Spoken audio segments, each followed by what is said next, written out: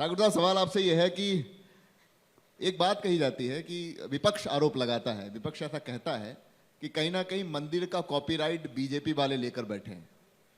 आपकी सरकार है यहां पर, आप क्या क्या व्यू पॉइंट है इसको लेकर? मुझे लगता है कि आज़ादी से लेके 2024 तक राम मंदिर की ही बात कर लें तो अवसर क्या उनको नहीं मिला? क्या कर सकते थे, करना चाहिए था। पूरे देश की भावनाओं का, दुनिया की भावनाओं का, सनातन परंपराओं के मानने वाले देश और दुनिया के लोगों की भावनाओं का सम्मान होना चाहिए था। क्यों नहीं हुआ? ये तो संकीर्ण सोच, केवल तुष्टीकरण, एक वर्ग विशेष के लोगों को खुश करने की राजनीति, यही तो करते रहे। देश को केवल उतना ही दो गरीब को जितने में मजदूरी से बाहर ही नहीं आ पाए, वो सोच ही नहीं पाए, यही तो करते रहे। लेकिन आज लोग अपने को बहुत ठगा हुआ था पुराने जमाने का महसूस कर रहे हैं कि हमने काफी लंबे समय तक ठगा गया, हर क्षेत्र में ठगा गया। लेकिन आज परिस्थितियां बदली हैं, अवसर दिया है आदरणीय मोदी जी ने, आदरणीय योगी जी ने, और उस अवसर को धरातल पर उतारने का काम भी हो रहा है। आज देश और दुनिया की, अरे कभी उत्तर प्रदेश के लोग सोच सकते थे कि 40 लाख करोड़ से ऊपर के ग्लोबल इन्वेस्टर समिट में निवेश प्रस्ताव कभी उत्तर प्रदेश में कोई कल्पना कर सकता था? एक साथ एमओयू होने का काम हुआ, और एमओयू जब हुआ उसके बाद यही विपक्ष के लोग रोज आरोप लगाते हैं साहब धरातल पे कितना उतरा, योजना धरातल पे कितनी आई। लेकिन उस दिन उसका जवाब मिल गया जब आदरणीय प्रधानमंत्री के कर कमलों से 10 लाख करोड़ से ऊपर की योजनाओं का एक साथ ग्राउंड ब्रेकिंग सेरेमनी यूपी की लखनऊ की धरती पर होता है। यह है नया उभरता दमकता चमकता उत्तर प्रदेश, यह है हिंदुस्तान का ग्रोथ इंजन बनता हुआ उत्तर प्रदेश, यह है नए कलेवर में उत्तर प्रदेश। और मैं समझता हूं कि हमारे उत्तर प्रदेश जो नया कलेवर में है, इसमें चाहे गांव का मजदूर हो, किसान हो, नौजवान हो, महिलाएं हो, या वो लोग जो लंबे समय से उपेक्षित थे, जिनको घर नहीं मिला, झोंपड़ी में रहते थे, जिनको पेयजल के लिए शुद्ध पानी नहीं मिला, जिनको रसोई गैस का कनेक्शन नहीं मिल पाया, जिनको कभी जीवन में स्वच्छता के लिए जाती थी महिलाएं जंगल में, उनको इज्जत घर मिला। ये कभी कल्पना नहीं की वो काम इस सरकार में हुए हैं। तो क्यों नहीं लोग चाहेंगे कि आदरणीय मोदी तीसरी बार बने? क्यों नहीं चाहेंगे लोग कि भारतीय जनता पार्टी का कमल लगातार देश और प्रदेश में राज करे? क्योंकि लोकहित जनहित और लोकहित जनहित के साथ इन लोक कल्याणकारी योजनाओं तो पहुंचा ही रहे हैं, लेकिन साथ ही साथ चाहे ग्लोबल लीडर बनता हुआ भारत हो, चाहे आर्थिक रूप से उभरती हुई नई व्यवस्था का भारत हो, हर क्षेत्र में भारत ने जिस प्रकार से इन 10 सालों में जो तरक्की की है, एक नया रास्ता चुना है। आज भारत की आवाज को विश्व का बड़े से बड़ा देश दबा नहीं पाता, आज भारत की आवाज को दुनिया सुन रही है। कैसे पहले कभी सुना था? 8 लोगों को फांसी की सजा होती है, 6 महीने में भारत वापस आ जाते हैं। आज तमाम घटनाएं विश्व पटल पर हो रही हैं जहां भारत की एक आवाज को पूरा सुनने का मादा दिखाई पड़ता है। G20 होता है, G20 में भारत एक ग्लोबल लीडर की भूमिका में अपनी महती भूमिका का और व्यक्तित्व निखार का काम करता है। आज आप देख रहे होंगे हमारा चंद्रयान 3, जहां पहले पश्चिम वाले जो विकसित देश हैं भारत को कहते थे ये सपेरों का देश है, ये तो भिखमंगों का देश है, ये आरोप लगाते थे, इस तरह की कमेंट करते थे। लेकिन जब देखा आपने कोरोना काल आया तो बहुत कम समय में एक नहीं 2-2 वैक्सीन दे करके भारत ने न सिर्फ अपने देश के लोगों की जान बचाने का काम किया, बल्कि 100 से ज्यादा मित्र राष्ट्रों को अपनी वैक्सीन भेज के उनको जीवन को बचाने का काम किया। चंद्रयान 3 की यात्रा कोई नहीं कर पाया, दक्षिणी ध्रुव पर सॉफ्ट लैंडिंग कराने वाला भारत पहला देश।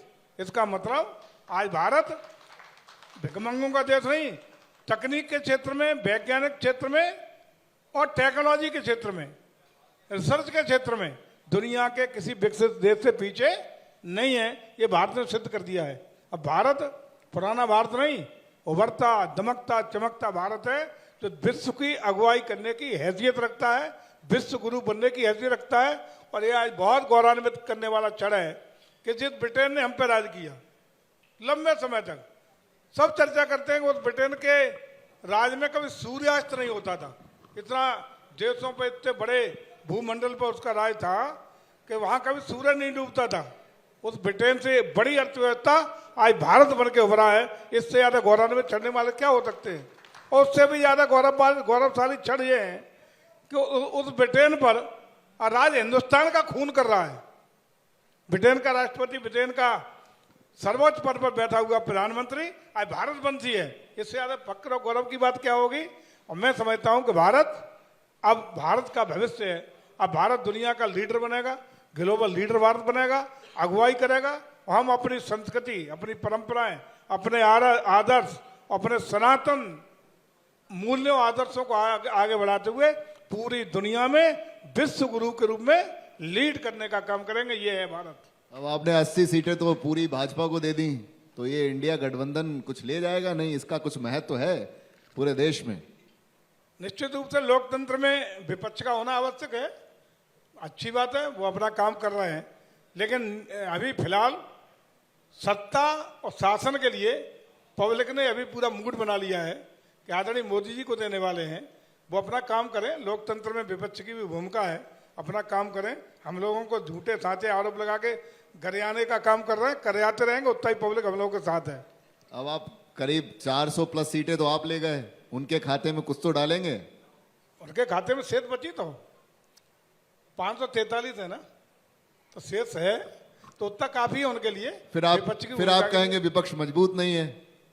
नहीं, विपक्ष तो मजबूत तब बनेगा जब विपक्ष की वास्तविक जो जिम्मेदारी है, विपक्ष की जो भूमिका है, उसका ईमानदारी के साथ निर्वहन करेंगे, जन समस्याओं को रखेंगे, रचनात्मक और सकारात्मक भूमिका में आएंगे। तो निश्चित रूप से विपक्ष का काम होता है कि सरकार कई त्रुटियां और गलतियां करे, उस पर उनका ध्यान आकर्षण करके उन त्रुटियों को, गलतियों को सुधरवाने के लिए अपना सही आईना दिखाने का काम करें। यह मजबूत विपक्ष की भूमिका है। इसको वो करती रहेंगी तो हो सकता है कभी नहीं तो 150 साल बाद कभी शायद नंबर लग जाए। राहुल जी के करीबी व्यक्ति से मेरी पिछले दिनों बात हुई तो उन्होंने कहा कि उत्तर प्रदेश में जो न्याय यात्रा निकल रही है ना, राहुल जी का जबरदस्त प्रभाव है उसका, जो 80 सीटों पर पड़ेगा।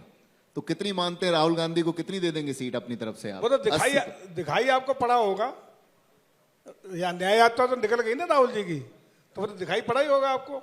उसके बाद आपको पूरा उसका प्रभाव भी दिखाई पड़ रहा होगा प्रदेश भर में।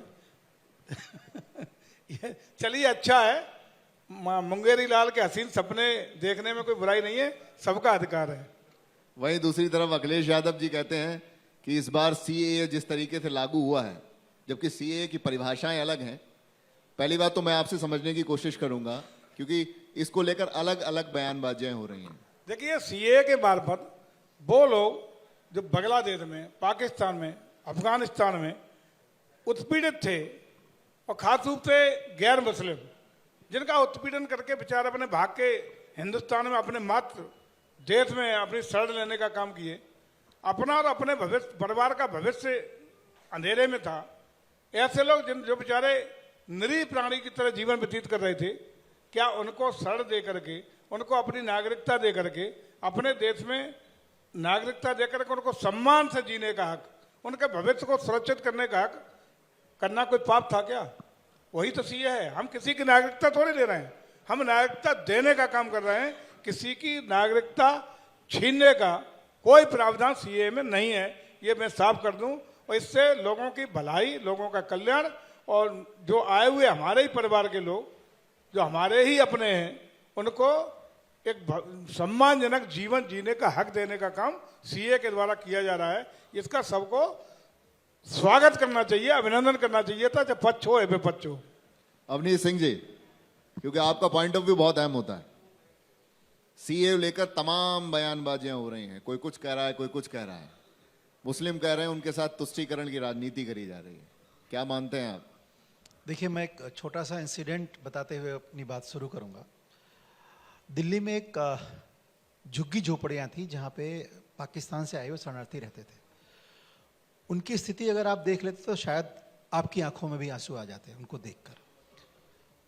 गलती क्या थी उनकी कि वो पाकिस्तान छोड़ के, हिंदू भाई थे और हिंदुस्तान में, भारत में वो आ गए थे। तो ऐसे लोग जो बाहर से विस्थापित होकर आए थे, उनको अगर सीए के कानून आने के बाद उनको भारत की नागरिकता मिल रही है, तो मुझे लगता है इसमें किसी के पेट में दर्द नहीं होना चाहिए। अगर हो रहा है तो गलत हो रहा है। और हमारे गृहमंत्री जी ने कहा भी है, मजबूत गृहमंत्री जी हमारे हैं, जैसा कहते हैं वैसा कर देते हैं वो। और सीए के माध्यम से जो परेशान लोग थे, हिंदू, जैन, सिख, जो उन देशों के अत्याचार से छोड़ के आए थे, आप उनसे पूछने तो कोई जा नहीं रहा। जो यहाँ सीए के विरोध की बात कर रहा है वो पाकिस्तान तो एक बार भी नहीं गया उनसे पूछने कि वहाँ जो हिंदुओं की संख्या थी जब पाकिस्तान आज़ाद हुआ, उसके बाद हिंदुओं की संख्या वहाँ घट क्यों गई? कोई पूछने गया उनसे? एक भी व्यक्ति जो यहाँ सीए के बारे में चर्चा कर रहे हैं। और दूसरा, अभी दानिश भाई अभी कह रहे थे थोड़ी देर पहले कि तालीम नहीं दी गई। तो तालीम जिनको नहीं मिली वही ऐसी बात करेंगे, जिनको तालीम मिली है वो सीए का विरोध कर ही नहीं सकते।